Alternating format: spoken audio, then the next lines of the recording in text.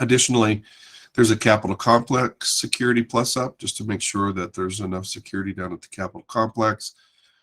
We did receive some state recovery section staff that will go into DHSEM.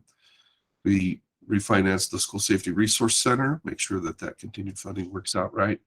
Funding for the State Toxicology Lab, resources for our State Emergency Operations Center, which, as you know, if those of you on the call know, has been basically in operation for 2 years, and it's just amazing the work that they've been able to do.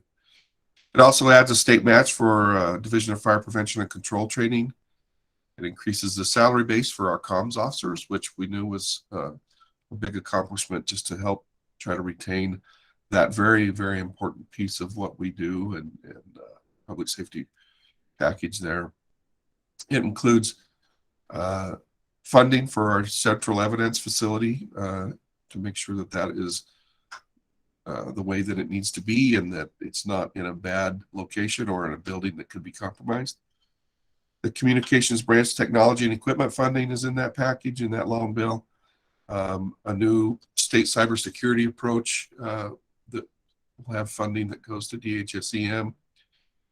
Additional funding to the Center of Excellence with the Division of Fire Prevention and Control for their COTAC program that helps enhance firefighter safety and safety for responders and public safety personnel on events.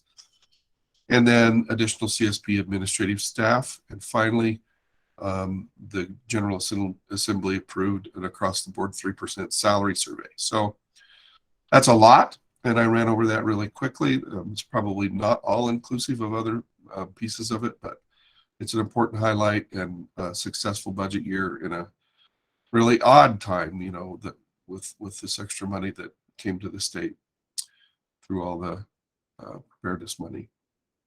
So what are we doing with all of that? We're proactively preparing for all those changes, everything from making sure that we have adequate support staff and the EDO for these changes. One of the things that we, you know, sometimes forget to do is appropriately staff some of the moves that, or the changes or the increases that happen in public safety and EDO, like procurement, HR, those kinds of things. Get overlooked. Not to say that we're making sure that it gets done everywhere it needs to be done, but where we can, we try to make sure that we're doing that as well. And then also making a strategic assessment of our office space needs. As you know, the state's trying to downsize its office space needs, which puts us in a little bit of an awkward place when we're growing our department to meet the needs of the citizens of Colorado. So office space changes have not really been decided yet, but I'm going to just ask Jenna maybe to give us a brief recap of what that process is going to look like. Jenna? Sure, thanks. Good afternoon, everybody. As Director Hilkey said, there are a couple of forces at work here. One is that we're getting a tremendous amount of new resources through the long bill and through bills that haven't even been finalized yet, potentially.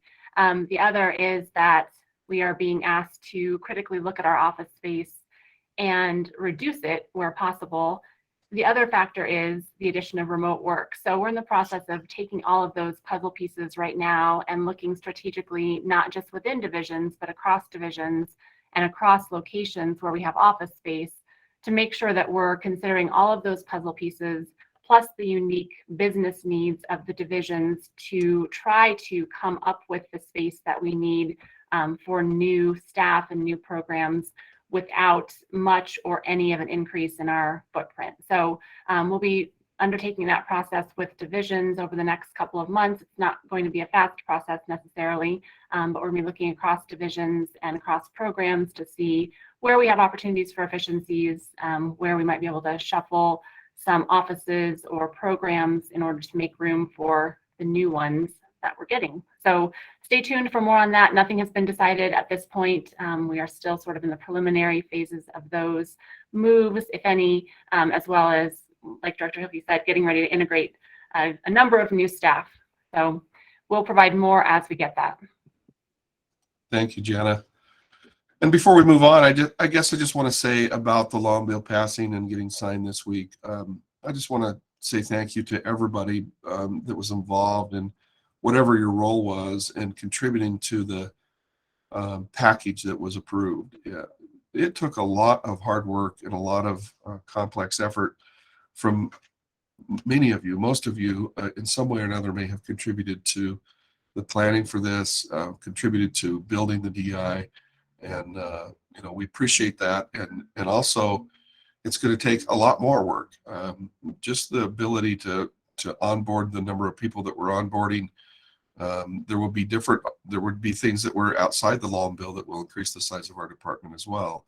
Like, for instance, we'll probably assume the digital trunk radio service program from OIT this year, or start to achieve it this year, perhaps. That's not finalized yet, but there's a lot of work to do, and everybody's going to need to be involved. So thank you all for your hard work and all of that.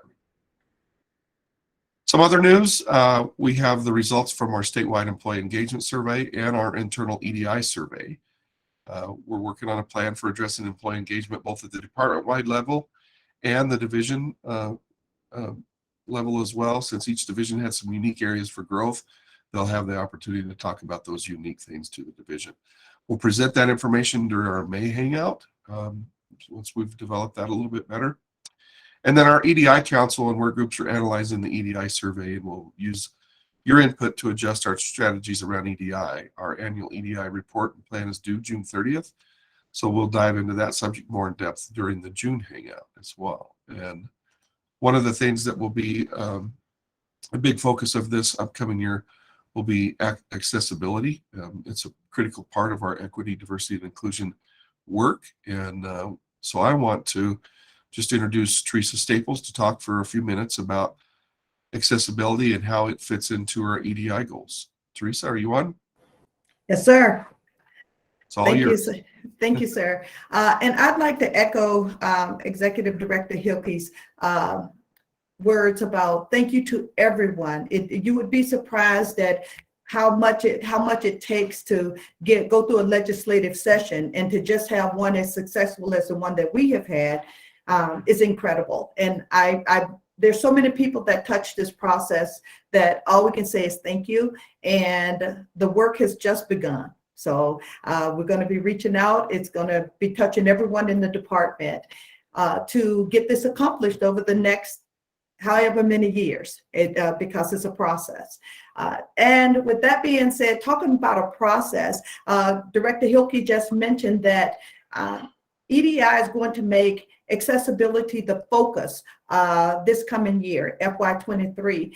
And even though we're going to make accessibility our top priority this coming year, it doesn't mean that we're going to cease working on our other EDI efforts in the Department of Public Safety. So we'll still be doing EDI around recruiting and around communications and our events. We'll still have our lunch and learns. We'll still do all of those things. But in addition to that, we have now said accessibility will become our focus. And I want to talk to you about why it's so important to make accessibility a focus for EDI. And when we break it down, the word accessibility is the ability to have access, and really this is why the topic is so important. Broadly stated, it's intentionally designed that the world to include everyone, regardless of disability. It works so that others have access to more of life balance and accessibility that matters. Okay. Now, in today's society, web accessibility is key to creating a more accessible society by eliminating barriers that restrict a person's access to jobs, to housing, to civic participation, and much more. The truth is that web accessibility often goes unnoticed, which makes it more difficult for people with disabilities, because 1 out of 5 Americans has a disability. And to be able to gain access to the online world, it just brings a rich bounty of resources to them. So accessibility means that all people can perceive, understand, navigate, and interact with electronic information and be active, contributing members to the digital world. So accessibility is going to be huge for us. And there are regulations and requirements that we have to meet that will give us a high level, and I'll give you a high level overview of a couple of them. Believe it or not, the ADA Title II, which is specific to state and local governments, which prohibits discrimination on the basis of disability in all the services, programs, and activities provided to the public by the state and local governments. Title II, has been around for almost 50 years. So that's a long time. And Colorado is the first in the nation to require, we are now going to require web accessibility for our government. And the governor signed that bill into law on June 30th of 2021. And that's House Bill 21-1110 that requires state agencies to develop and submit a website accessibility plan to OIT by July 1 of 2022. So we're right on top of that. And implement those plans by July 1 of 2024. So the entire state government must meet this requirement by 2024. And your CDPS is really working hard to make sure we do that. There's also consequences if we do not come in compliance with House Bill 21-1110. And that makes, I'm sorry, I was thrown off for a minute there. There are consequences for non-compliance. Thanks to other important parts of the legislation, House Bill 2021 makes it a state civil rights violation for a government agency to exclude people with disabilities from receiving services, benefits, and access to our activities. Any Colorado agency that doesn't meet OIT's web accessibility standards could be subjected to injunction relief, meaning a court order, or actually monetary damages. So we're going to make sure that the Colorado Department of Public Safety meets our compliance, not because of the financial monetary consequences we may face, but we know in public safety that it's the right thing to do. And that it's important that we're inclusive and that we are accessible to the customers that we serve. So with that being said, let me tell you about some of the exciting stuff that's already going on. We've already made progress. The heaviest lift comes from the folks who manage our websites and who plan and host public meetings and events. So I'm thanking you ahead of time for all that you are doing, have done, and will be doing in the future so that public safety has, people have access to public safety. We've made great improvements on our website accessibility.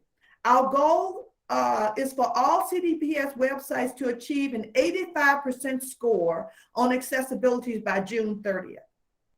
And as of today, now remember I said 85%. As of today, our average accessibility score across all our sites is 87%. And there's a lot of people in our department that made that happen. This is higher than the average of 85.8 for other state agencies. So we're at 87. The main CDPS website is among the top 25 highest performance sites for accessibility out of 250 sites across the department. We're in the top 25.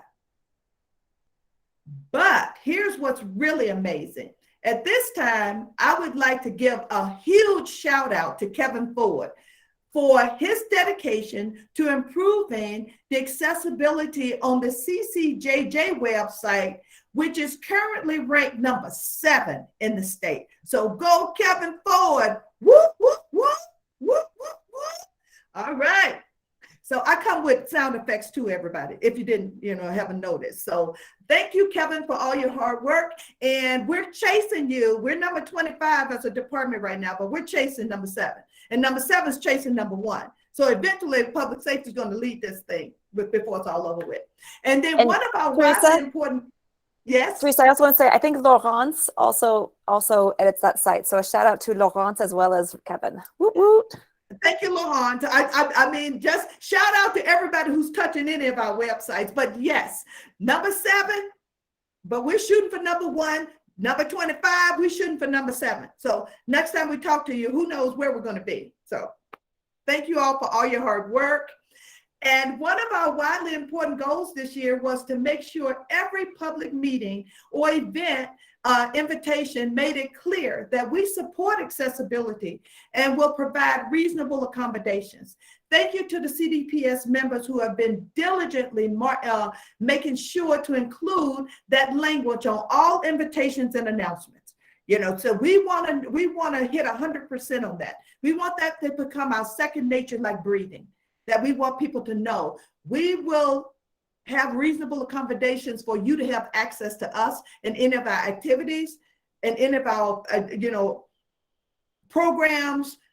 And, so we want people to know that. So we're going to reach out and we're going to become more inclusive in the way that we're doing things. And hopefully you've also noticed accessibility tips going out monthly in our CDPS newsletter and some of your division communications. So while the duty is to ensure accessibility falls heavily on some of our members than others, we all have a role to play with a play and responsibilities. Anytime we communicate, anytime we provide a service or work with partners or the public, not just externally, our colleagues and coworkers have disabilities. Some you can see and some you can't. And that's what we need to keep in mind. Accessibility best practices make our services and information more useful for people of all disabilities, all abilities, whether you have a disability or a non-disability. It is still important that accessibility best practices serve all of us in a very important way. And to cover these concepts and some best practices more in depth, I'm honored to introduce our resident expert, Miss Sadie Martinez over at the Division of Homeland Security. Sadie is the Access and Functional Needs Coordinator for DHSEM, and she is gracious enough to support accessibility throughout our department. So Miss Sadie, I hope you're on the line. We're excited to hear what you have to say today, and the floor is all yours. Hi, yes, thank you, Teresa. Can you hear me okay? Awesome. I am in here. It does come up as Tim Mann, but Tim Mann is one of our one of my access and functional needs team members here at DHSEM, our Division of Homeland Security and Emergency Management. Thank you for letting me present on this topic. It's one of those things I'm kind of passionate about. As far as trying to help us all better understand what it is now. So you identified that there's 1 in 5 people who self-identify as people with disability. And that's when we identified. We've identified here in, what happens is you have to self-identify to be able to better understand it. And so our mission here is to talk more about accessibility, having access to resources in order to function during our everyday life as well as during emergencies and disasters. And so I found this really cute little infographic here that kind of talks about accessibility is more than a ramp. It's a cute little cartoon that talks about that. It's examples, and we're starting from the left to the right here. It's starting with flexible time constraints. It's also an alarm clock with being able to give us some different times that we could be able to work in our environments. It's also noise levels. There's like different alternative formats such as Braille or large print, or maybe even a Word document so that a screen reader could read some of the stuff, some of the information that's going out. It's when we're doing pictures or presentations of adding an alternative text or image descriptions. Making sure that we're using font that are easy to read versus where over there on the right, it says difficult to read because it's light color on a light background and it's in italicized. So it's hard for some of us who might not self-identify that we're colorblind or we have difficulty reading some of those fonts. It's also being able to have some hearing loop or opportunities to use a microphone when we're having meetings so that people don't have to say, hey, I can't hear, or maybe when I get like sensory overloaded because people are talking to my left and talking to my right and I can't hear the presenter. So using a microphone is also a good idea. Color combinations as you go down to the bottom almost to the middle, are also play a big factor. And we're going to talk about where to find some of these resources to help as we do our path forward. Subtitles, and then also like turning on captioning. So for instance, for those who benefit from captioning in this meeting, at the bottom of your Google Meets, if you go to the little square at the bottom that has a CC, you could turn on the closed captioning. That is captioning of artificial intelligence. However, it still is able to help you capture what is being said when you can't hear a word correctly. I use it frequently. It's also like lighting levels and also interpreters, sign language interpreters or language interpreters, translation of materials, different alternative formats. So I thought I'd start with that information and give you like a little bit of fun to kind of have a infographic. This is actually a post on Instagram from Walking on Wheels. And if anybody's interested in that, please let me know and I'll send you the link to it. Actually, I could put it into the chat so you have access to all the materials that I'm going to share today. I'll be putting them into the chat as we proceed forward on here. And so as we look at all the different accessibility options here, we want to look at how are we making, what are some best practices? We're all a bunch of good people trying to do good things. And we want everybody to be included. That's our mission here. We're about inclusion. And so when we do that, what are some of the ways that we can do that? So one of the first things that we look at is having accessible meetings, trainings, webinars, conferences.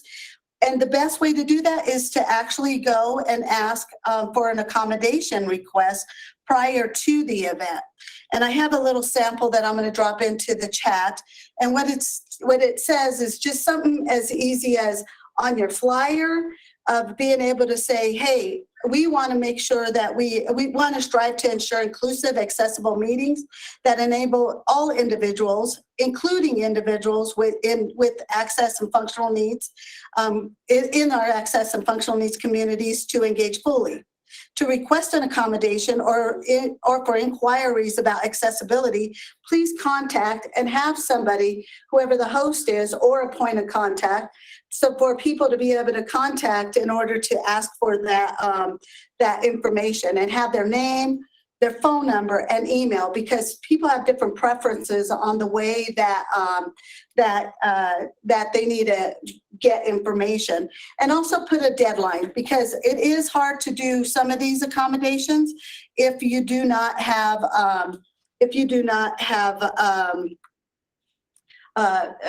the accommodation on track. And normally it takes a little bit of time for people to ask for like our interpreting agencies, our translation agencies to come on for planned events. So that's why we would ask for those accommodations prior to, so we could get like captioning where it's from a live person. And Relay Colorado is a free resource for when somebody requests a captioning for your meetings, and they need at least a day or two notice, or at least 2 days to a week notice in order to offer that. And that's a tool that Colorado has available for people who are deaf or hard of hearing, or those who need captioning in order to function during emergencies and disasters. So it's one of the great practices is to go ahead and ask for those communications. And what that does is it brings effective communication. So this is information about effective communication, and we have that ADA, the Americans with Disability Act National Network, that really has this in all these different formats. If you see this here, this is a really good and promising practice as we update our websites to be able to have all these different options. And this also talks more about auxiliary aids and services for effective communication. And to read more on that, I'm going to drop into the chat this link for you to be able to access that information as you're building your skills on making on having people having all of your information accessible. This is also helping us as we meet the information that the House Bill 21-1110 that Teresa was talking about earlier. These kind of practices are going to help us meet those ways. And now we're showing you the how to as you keep including that accessibility in mind. So one of the other areas that we want to look at when we're looking at accessibility is document accessibility. And when we're looking at document accessibility, we actually have intranet. The CDPS has an intranet with accessible meetings and events information in here that helps us better know where all these resources are, such as the accessibility home, the communications, interpretation and translation, and accessible web services. There's so many opportunities here, and it's a lot of information that we're sharing. What I always call, what I've been told by some of my colleagues and counterparts from other state agencies is it's a big elephant to eat. But if we take one bite at a time and we change our behavior, then we're going to be able to eat that whole elephant eventually. But if we try to eat the whole thing, we're going to overwhelm ourselves and we're not going to get anything right. But if we change a behavior and we keep doing that practice, we're able to then eat the next bite. And so I want to be able to share these resources that help with your with the forms that are already part of our toolkit with you all, so you know where to find them. So please be sure to share, save the chat with these resources, and then I'll also give it over to Patricia if anybody needs a copy of what I presented today. So also part of those creating accessible documents, we also want to look at like the Section 508 of the Rehab Act. That is also part of those laws that Teresa was identifying earlier. And in here, there is a way, this is the how-to. It's a step-by-step guide on how to make documents, electronic signatures, PDFs, presentations, spreadsheets, universal design, all these different opportunities here that are tied to how to create a Section 508 accessible resource for you as you're working on that. And so I'm going to drop that into the chat. This one's the one we go to, and if we can't figure it out, we always go to YouTube University. I call it a university because it's ways that when you put in, hey, how do you fix this? It'll give you some videos that can give you like a step-by-step visual. It depends on how you learn. If you better learn through text, this website is wonderful. But if you can't figure that out, then I always go to somebody show me, and I could do step-by-step on there. So that's another great resource that I usually try to work with. When you're doing graphic designs with your documents, you might want to, you want to also use like good and promising practices such as text limits to 50% of your page when you're doing presentations. You want to use a sans serif only for titles and headers. And sans serif, we see that in our Google email. That's that font type. It just helps people to be able to see it better in there. We want to make sure that our main type is at least 12 to 14 point font on there. And other good fonts are like Times New Roman and Courier. We also, when we're doing large print, we want to do at least an 18-point font so that when we're printing out stuff in large print, we just have a couple of those available. So they're available upon request for the alternative format. We want to also look at the eliminating any unnecessary fillers. We like to make things pretty. And also, we want to also make them accessible. So taking away some of those unnecessary fillers are really good. We also want to look at headings, subheadings, and bullets so that the screen readers, people who use screen readers, the screen readers are able to follow that assistive technology is able to follow it and read it correctly. And so that is on quick tips on web document accessibility. Now we're going to look at the accessibility to web services and website accessibility. And why is that important for you that doesn't do the website? It's important because any of us who are creating documents that are needing to be shared, we need to do our part. We don't have like one person that could do that. I don't know how many staff we have in CDPS, but we do have a lot of team members in CDPS. And if each of us are doing a little piece of it, we're all going to be able to take a bite out of making everything accessible. So each of us doing our part as we create documents and as we do them from the get-go, then we're able to upload them on our websites to be accessible. And so I am going to share this. This is another resource that is from the state of Colorado. And in here, it's a guide on accessible websites and then how-tos and guides like in plain language, accessible documents, links, forms, images. It also talks about your role as accessibility and why it's important of your role as a CDPS partner and employee. And so I'm going to put that into the chat. And then where we want to also look at is there's some tutorials. So sometimes even having this, we want to get some more tutorials. So this is another website that is some accessibility best practices and tutorials on how to do that on alternative text, adding alt text, different headings, and how and different ways of doing that. And these are resources to keep in your pocket as you're creating any of the work that you're doing that you're going to be sharing out with others.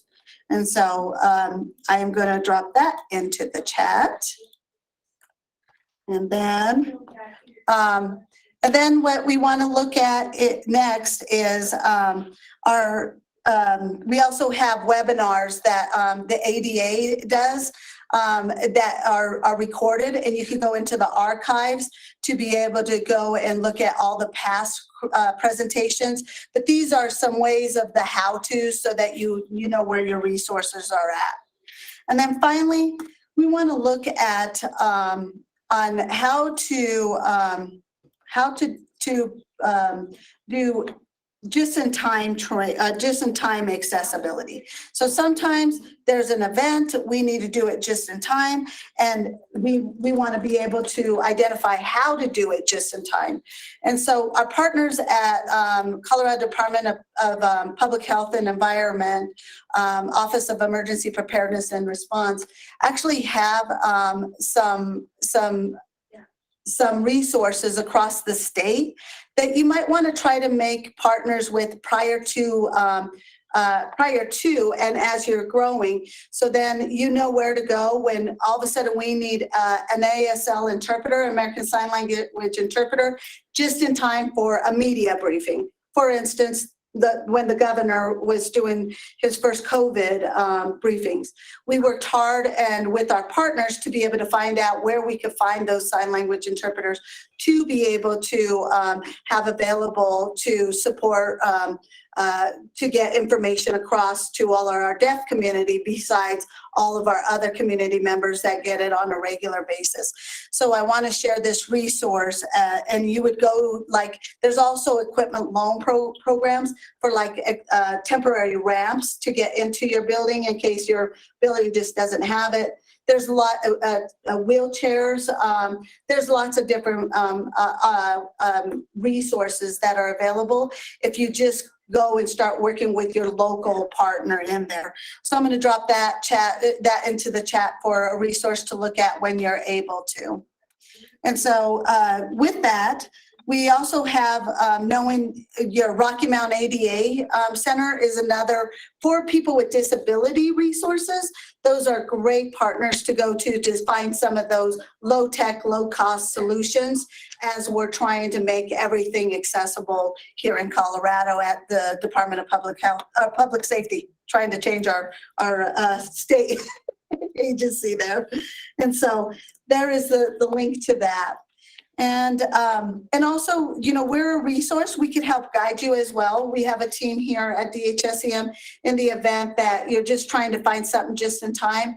And we also do trainings as requested as well. And we're working with all of our CDPS areas to support that as well, to be able to find the where to and the how to if you're getting lost out there. So with that, that is the information I wanted to give you. Lots of little resources to just get started. Again, one bite at a time. Don't feel like you have to do it all at once. You know, it's just what little steps will get us to climb the mountain, right? One little step at a time is what we're trying to do. And so with that, I am going to hand it back to Director Hilkey and the others who are on this call or who are responsible for this call. Well, thank you so much, Sadie and Teresa. It's clear why we have you as being leads on these issues of EDI and accessibility. We're glad you're on our team. As you know, I think I said it before, but you know, well, first of all, let me just offer this. Does anybody have any questions of Sadie or of Teresa on any of the EDI or accessibility issues? It's hard to imagine there would be a question left after the thorough briefing that we've gotten from both of you. We appreciate that. Accessibility is going to be one of our wildly important goals this year, and that's why we're really glad to have you, Sadie, on our team. We're going to wrap up our WIGs for the current fiscal year and before we get into our next year's. But one of the things that I wanted to tell you is that one of our current WIGs is improving the collaboration among our CDPS divisions by increasing the employment engagement survey metric. Other work groups give us support we need to succeed. One of the ways that you can do that, and I'd like everybody on the call to please consider this, is that you can go into SABA when you're finishing up your PMPs or whatever you need. And if you think of a coworker who helped make your life work easier, or that you've seen them doing something right, you know, being a good customer service person or being a great team player, whatever you want to give them praise for, please go on there and submit an impression for them through the SABA program. That helps us. If everyone on this call would submit just 2 SABA impressions, we can make our entire goal for this year already. So I just want to, you know, remind you that that option is there. We know that you all see each other doing a lot of good work, and would ask that, you know, you take the opportunity maybe to use that system to recognize your coworker. So at this time, I'm going to open it up to any questions about anything. You can talk about accessibility or EDI work, or you know, anything about the long bill. I want to also just before we get into questions, preview that we've been talking about, you know, how to make these Hangouts really relevant and worth your time. we're going to cover the things that we need to cover in them, like the things that we did today that have to do with our WIGs. But we also want to start perhaps giving a little bit of time to these to spotlight some of the activities throughout the department. And there's many fascinating aspects to every division. And so if you have thoughts about something you'd like to see, you're welcome to send them up to Patricia, and we'll kind of put them in a package of things to choose from as we plan our hangouts through the rest of the year. But there's a lot of interesting things that we do here, and each division has something very unique and very important that I bet you a lot of us don't know about. So, you know, I saw Kelly Kissel on here just a minute ago from the victims unit at DCJ, and how that victims unit helps with big disasters, not only just individual crime victims, but like the Keene Super shooting, or in the past, the Aurora Theater shooting. How they help in a long-term support to victims is always fascinating. And, you know, how to explain genealogy DNA cases, that how our cold case unit is solving cold cases through genealogy is fascinating as well. Or how the vehicle crimes unit, you know, actually approaches a very technical and complex accident reconstruction is certainly something that most of us don't know a lot about. There's a lot of different things to be able to do and be able to spotlight. So if you want to see a spotlight, we'd love to hear from you as well. So at this time, any questions from anybody?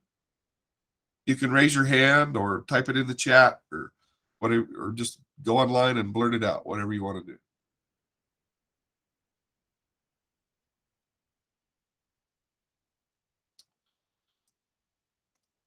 And Patricia, are you monitoring the chat? I haven't had the opportunity. I am. I only see just a few comments on impressions. Okay. Quiet crowd today, so no questions about the budget or the 3% increase that's in that budget or anything like that. No one has any questions for Stan before we log off? Okay, well, thank you. We had a great crowd today. Appreciate you all being here and taking the time. And we will see you in May, and we talk more about EDI in May, and probably try to add a spotlight as well. But again, if there's something that you'd like to know more about, that we'd like to shine the spotlight on the good work of the members of the department, please send their feedback our way. You can send them directly to Patricia. She and I and Jenna are the ones that usually plan the content of these hangouts and want to make sure we're making them worth your time and worth your effort. So, oh, I do see a question from Rachel. Did you have a question, or are you waving goodbye? I think she's just waving goodbye. Okay. Only waving. Okay. All right. All righty. I don't see anything else. Do you, Patricia? We had one question about brand standards, and you can get to the state brand standards and our logos from the homepage of the intranet. On the bottom left, there's a link that goes to the logos, and that will take you to the page that has our state brand standards. So thank you for asking that. We always appreciate when folks follow those brand standards. Thank you for putting in the chat, Corey. Perfect. All right. Well, thank you so much, everybody. We appreciate you being here. And hopefully, I saw it was raining while we were doing this. That's always good. A little rain is not bad for the state of Colorado at the moment. But anyway, we appreciate you being here, and have a good rest of your day. Thank you, everybody.